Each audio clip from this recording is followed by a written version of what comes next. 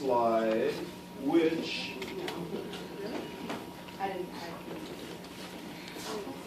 side? Are you drawing from one side or the other?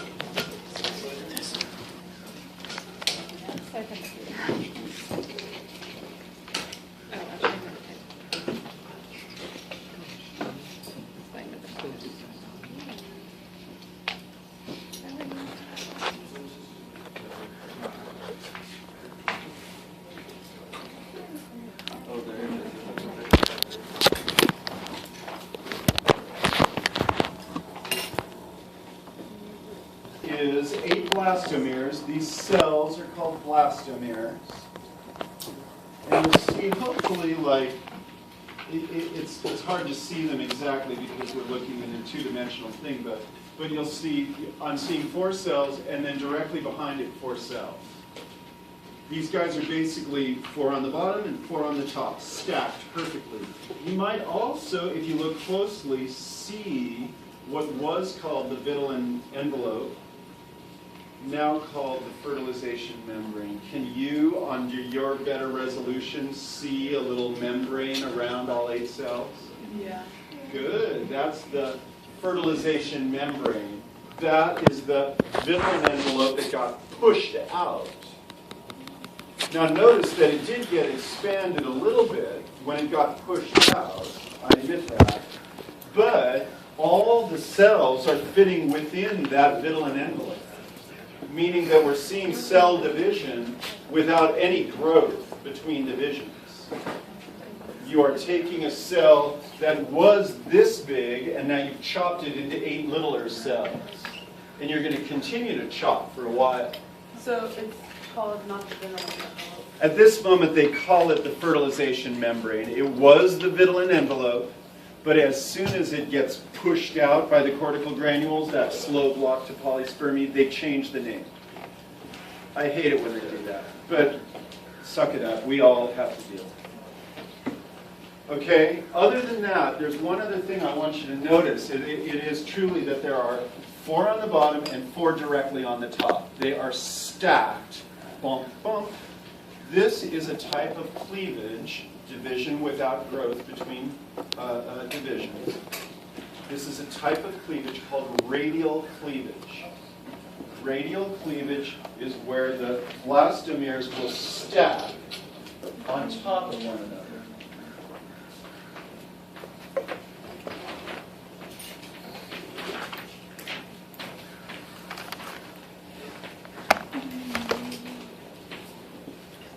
The cells will stack like this, and then here will be the fertilization membrane out here.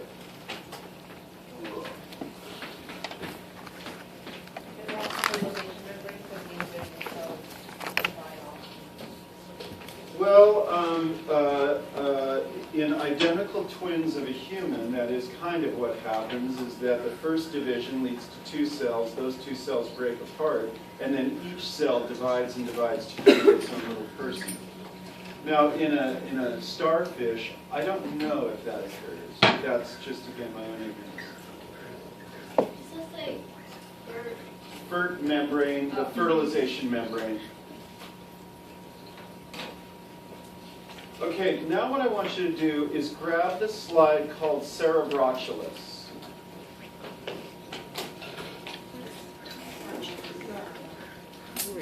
One that is more or less at the 8-cell stage.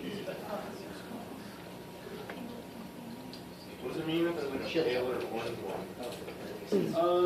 That could just be an anomaly of the staining.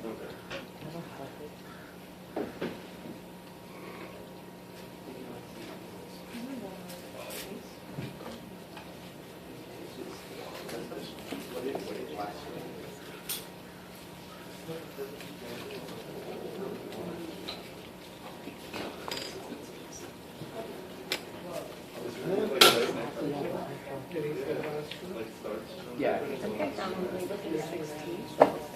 Yeah,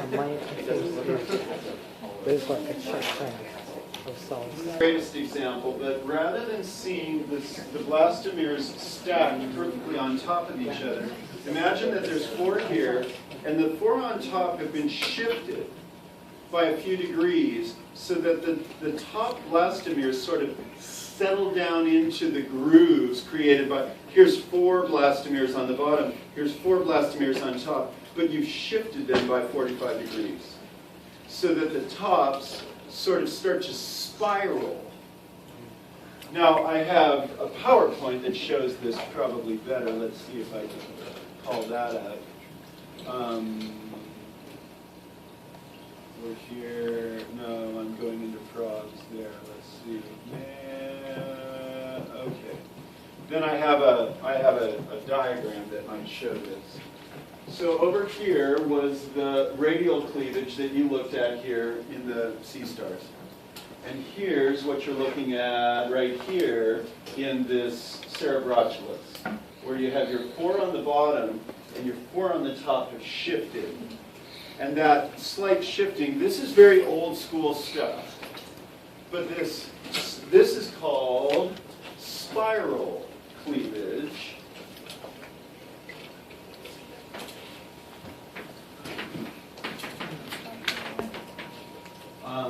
A row of blastomeres.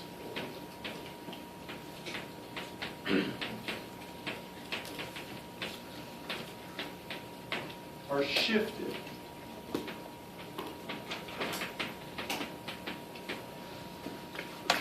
And this is something that people could look at and identify. Now, one thing that, and over here, I just drew a picture of radial cleavage. And here I'll say that the top row of blastomeres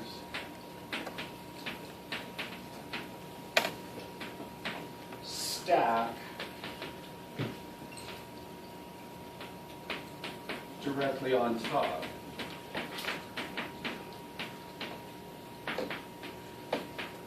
Of the bottom row.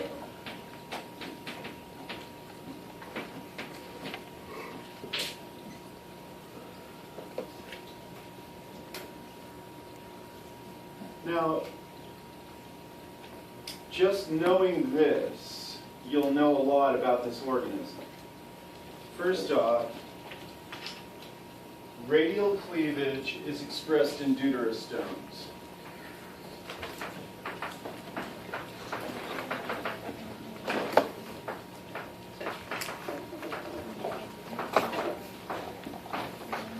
Whereas spiral cleavage is found in protostomes.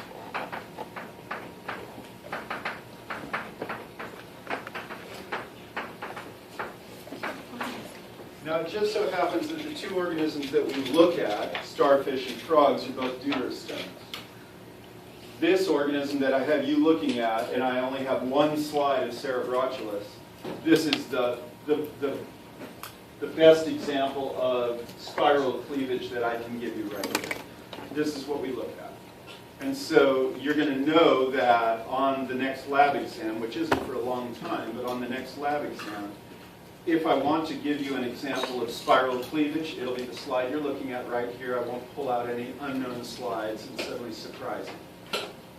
I could ask, what type of cleavage is this?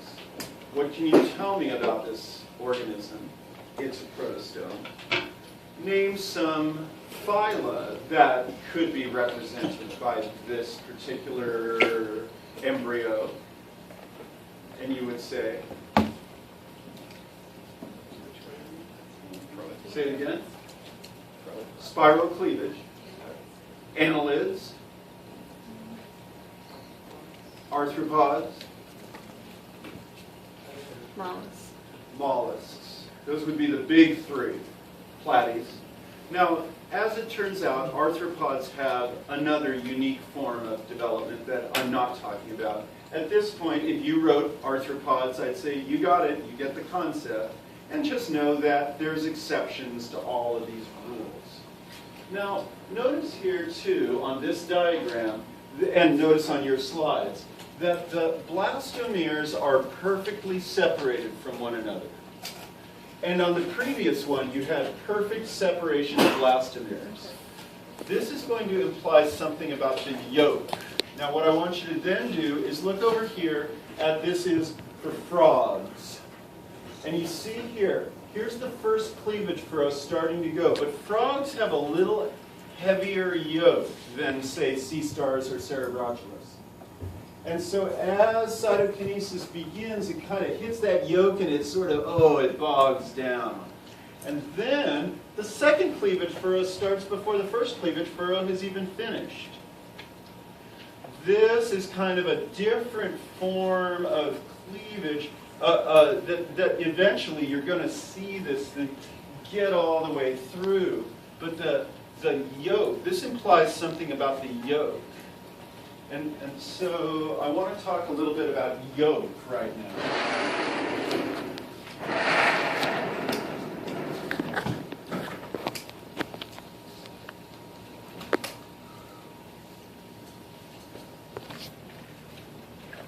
Anybody? What is it? All right, so egg yolk density.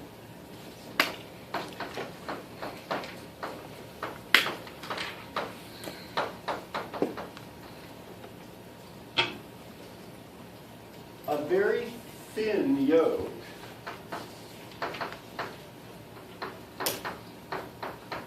is called isolecithal.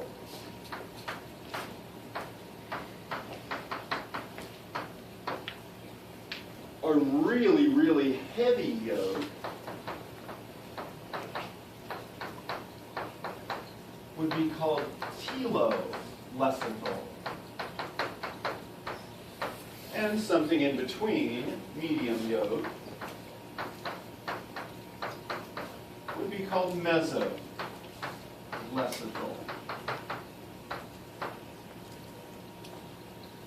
An isolecithal egg will produce what's called holoblastic cleavage.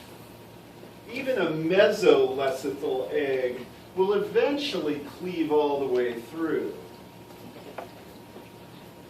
Holoblastic. Holo means complete. Blastic, we're talking about the blastomeres.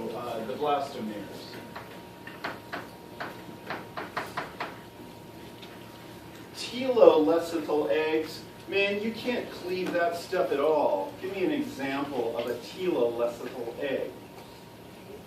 Like a chicken egg, that is the heaviest yolk you can imagine. Try cleaving.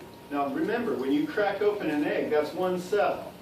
And that yolk, that's one cytoplasm there with maybe a little nucleus. If you get those little spots on your eggs, that might be the nucleus of that egg. This is a ginormous cytoplasm. And you try cleaving, you try doing cytokinesis on that, it's going to be really rough. What ends up happening is mitosis happens, and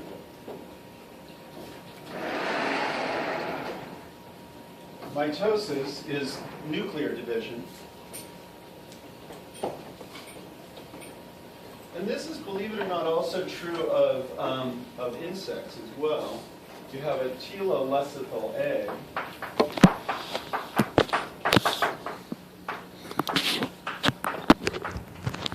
You get nuclei that start to divide without cytokinesis.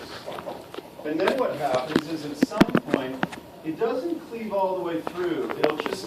It'll just sort of like do a little cytokinesis event where you just start like dividing off little cells around the nuclei.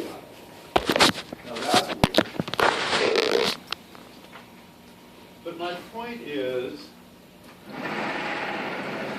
by looking at the yolk density, you're not only going to tell me something about cytokinesis, whether it's holoblastic or meroblastic,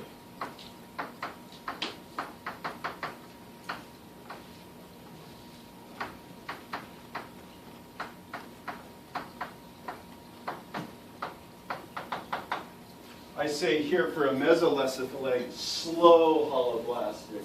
Notice that this first division finally makes it through. The second division isn't quite through, and the third division has already started. It's kind of a slowed down. Eventually you cleave all the way through, but it's a slowed down process. But what's being really said here? Go beyond cleavage. Thin yolk versus thick yolk. Why are you only putting in a little bit of yolk? Or why are you putting in a lot of yolk? What's the advantages and disadvantages? Well, with a lot of yolk, the egg, that's all they have to work with. And in a frog, or in another cell where you don't need as much yolk, you're getting a constant input. Does it have to deal with, like, for humans, you invest in one egg, so you're gonna have the thinner yolk. No, you have heavier yolk versus like a frog who has lots of eggs. And it would be like the thinner yolk, so it just pumps them out better. I like where you're going, but humans are weird because we make a placenta. Right. Think about the two organisms that you've looked at so far, sea stars and worms, and compare it to frogs. Is it the obligatory ovary thing? These are all oviparous. At this point, let's just stay with ovipary. Let's steer away from humans. Let's go to something like an oviparous organism. It's just, you're going to lay your eggs like frogs and sea stars. What's the deal with the yolk? The yolk provides the nutrients, so it only has to have enough yolk to supply nutrients until it can get other forms of nutrients. Right. So what does this say about sea stars? Less nutrient in there. They have less nutrient demands. Do they have less nutrient demand? Which one did you say sea stars were? I'm sorry? Which type of yolk did you say sea stars have? They have isolecithal. Sea stars here have isolecithal eggs. They cleave all the way through. Cerebrotulus has isolecithal eggs. They cleave all the way through. Frogs, on the other hand, have mesolecithal. It takes them a little longer. Maybe it's the amount of time it takes for the development to finish. Yeah, that's really what we're saying is how much time from fertilized egg to a self-feeding larva. For instance, how long did it take a fruit fly to go from fertilized egg to a self-feeding larva? Do you know? Less than 24 hours, right? Yeah, I mean, it's a day. And these guys, very, very quick. I mean, a couple of days, and they are self-feeding. They don't have a lot of yolk.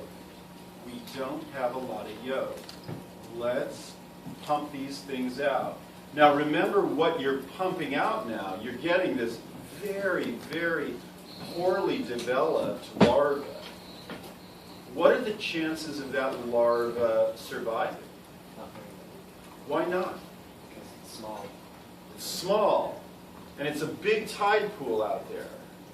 And there's a lot of things that eat little larvae out there. And so, for the most part, organisms that produce isolecithal eggs make a lot of them. They don't invest a lot in any individual egg. They know that most of their eggs are going to be eaten, or most of the larvae are going to be eaten. But they're hoping if I pump out massive numbers, and like some of these guys can pump out thousands of eggs with very little yolk. And they're saying, well, odds are pretty good. If I pump out 1,000 eggs, that some of them are going to survive. We don't do that. But we also don't put in a lot of yolk. We're not a good comparison. A chicken is a good comparison, or a frog is a good comparison. Chickens only put out maybe 1 egg a day, unless you're in a factory farm. Maybe then they do 2 eggs a day. But they're in a natural condition, maybe at the height of reproductive season, putting out 1 egg a day. And they're investing a lot of yolk in that 1 egg a day.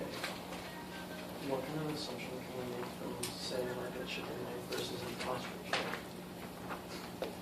Well, both of them have telolecithal eggs, but a chicken egg and an ostrich egg are going to reflect what size remember, when the little chick, after 3 weeks, pecks its way out of that egg, it's this big, and he's going to go beep, beep, beep, and peck, peck, peck, and immediately start feeding himself. You need, as soon as you hatch out, as soon as you're all done with all the yolk, you need to start feeding yourself in the animal world. And an ostrich chick hatches out at a bigger size. They're going to be going beep, beep, beep, because I'm big. I'm going to be eating more because I'm the bigger bird. That's mainly what you're looking at between a chicken egg and an ostrich egg, is what's the size of the bird that hatches out. So it's not the length of development? How long does it take an ostrich egg to develop? Similar, it's like 28 days. Yeah, so within a week, it's going to be pretty similar. I've heard of people buying ostrich eggs to eat because they are healthier, because the yolk is like lighter or something. Does that have anything to do with this? I have no idea the composition of ostrich yolk. I think that's probably, I think you're splitting hairs here. If you're eating eggs, you're going for protein, cholesterol, and some mRNA. I mean, it's all omelet. No, but you said that the yolk, the thick versus thin versus medium yolk corresponds to the length of development, or the length of development. That's like comparative to Well, the size. also what I'm saying is that with 3 weeks of development, you're going to have a much more robust young animal. A small chicken can like get up and walk around and start pecking at the ground. I mean, that's a pretty robust little animal there. He's little, I admit. He, little, I admit. But then you look at the larvae that come off of a sea star, and those things are microscopically small, really not very robust, but they start self-feeding as soon as they, 2 to 3 days later, 2 days later, they're self-feeding. Okay, so egg density, you can tell the egg density by looking at the cleavage. Did it cleave all the way through? Did it only cleave partially through? But really what you're looking at is how much nutrient is the mom investing in each individual? What strategy am I using? Invest a lot in a few eggs, invest a little in a lot of eggs. That's ecologically the sort of what you're gleaning from that information. All right, then go to, what's the next slide? Blastula.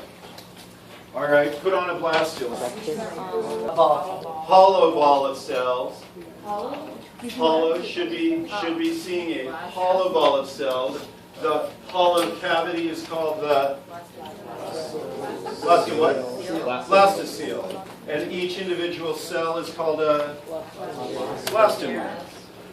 Okay, good. Done with that. Go on to gastrula. Okay. Well, that's really kind of all there is. Is it the fertilized membrane still? Yeah, are you still seeing the fertilization membrane around that?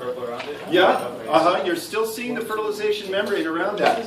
You have not grown significantly. You're about to grow. That's the dark purple. You see that membrane around it? That means that those cells are only now starting to think about growing between cleavages or between divisions. Now find your way to the gastrula slide. Gastrula.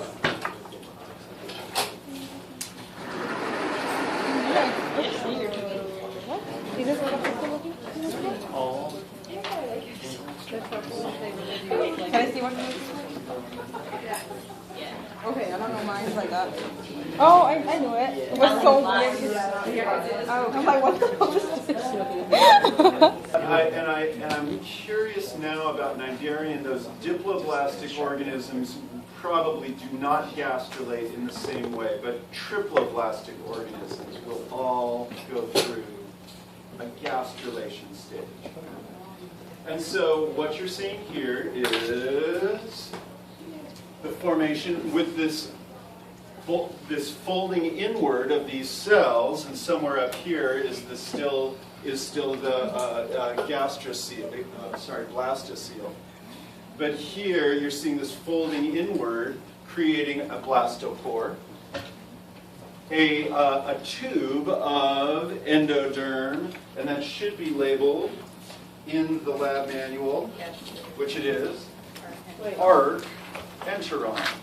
what's the endoderm? It is made of the tissue called endoderm. It is the structure called the arc enteron. Does everybody get what I just said, that there's a difference? There are structures and there are tissue layers. For instance, this is a tissue layer called ectoderm. What structures does it make? Oh, Ectoderm, what is it? Gastro?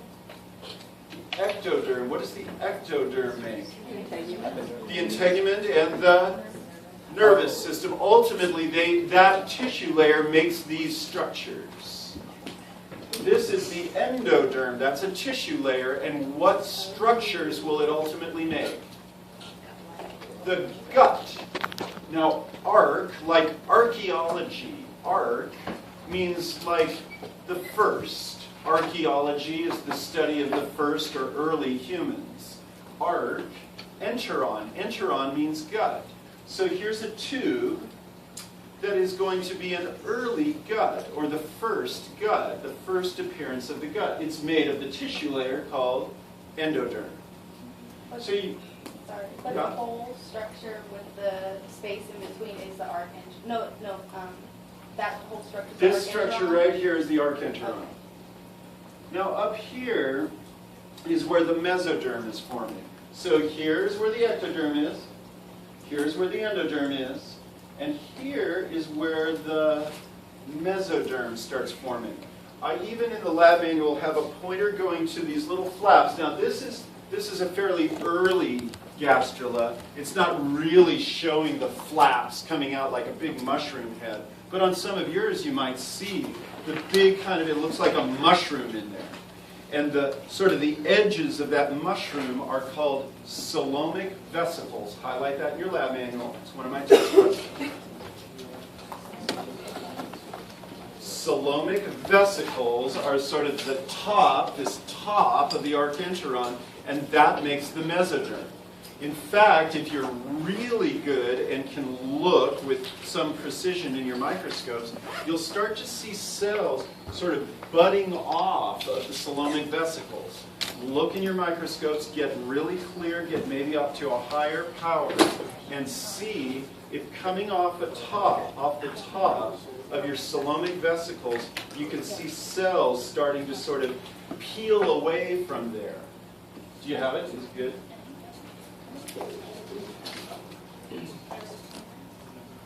That's mesoderm. That's mesoderm starting to, oh, thank you.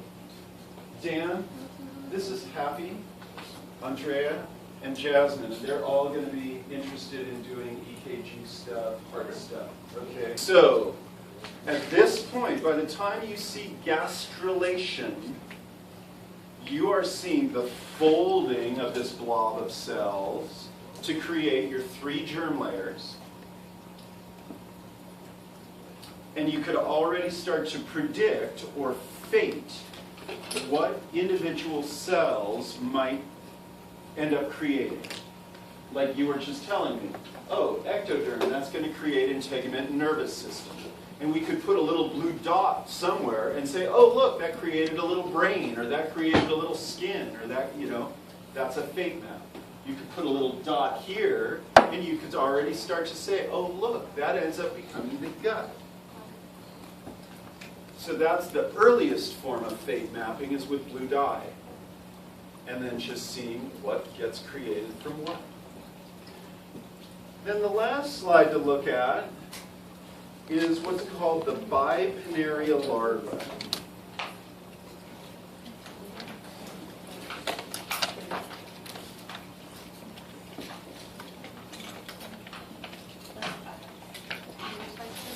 Yeah, late is good.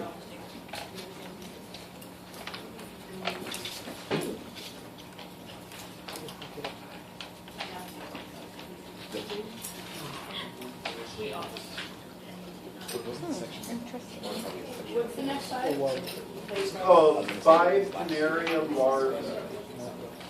It might say late bipinnaria larva.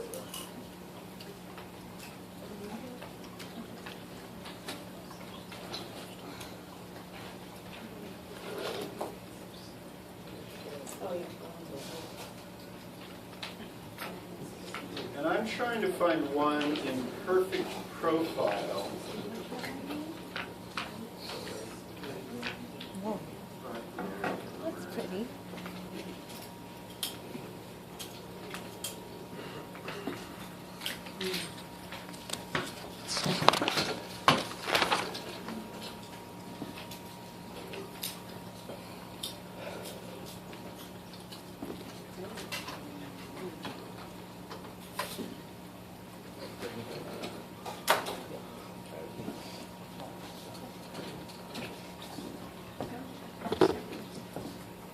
File here, so you can see what are called the oral lobes.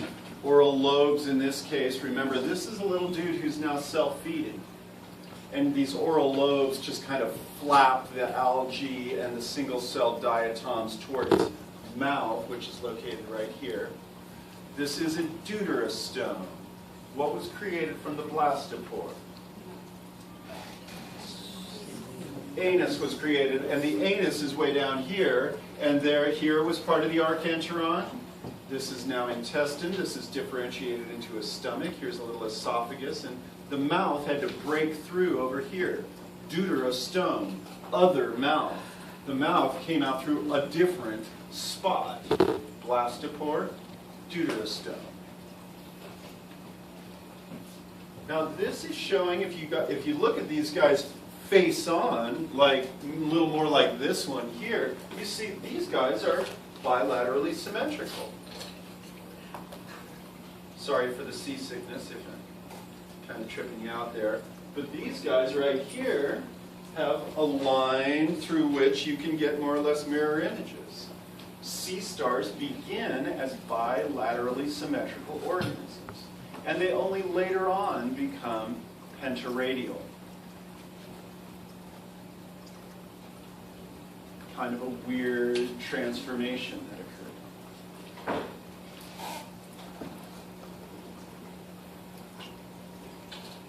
Okay? Did you get it? Did you get all the bits, all the parts? You basically just watch development from a fertilized egg up to a little dude who's feeding. It's kind of a cool thing. Okay, take 10. And then we'll do it with froth.